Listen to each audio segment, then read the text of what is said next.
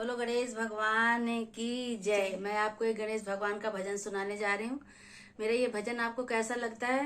Video को लाइक करिए और सब्सक्राइब करिए और कमेंट में जरूर बताइए कि ये भजन कैसा लगा आपको। सबसे पहले पूजा तोहार हो गौरी के ललनवा। सबसे पहले पूजा तोहार हो गौरी के ललनवा।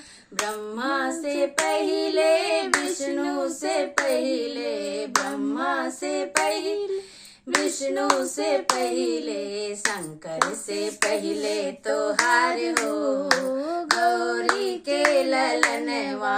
शंकर से पहले तोहार हो ओ गौरी के ललनवा। सबसे पहले पूजा तोहार हो गौरी के ललनवा।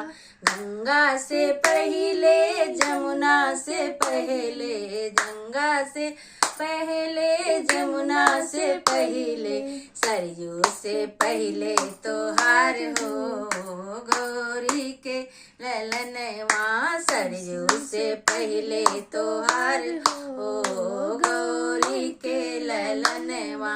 सबसे पहले पूजा तोहार हो गौरी के ललनवा। सबसे पहले पूजा तोहार हो गौरी के ललनवा।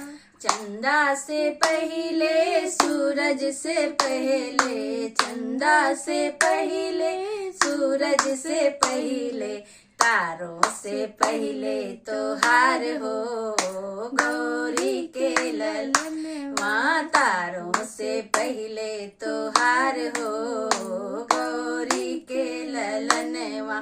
सबसे पहले पूजा तोहार हो गौरी के ललनवा। सबसे पहले पूजा तोहार हो गौरी के ललनवा। जय गणेश भगवान की जय।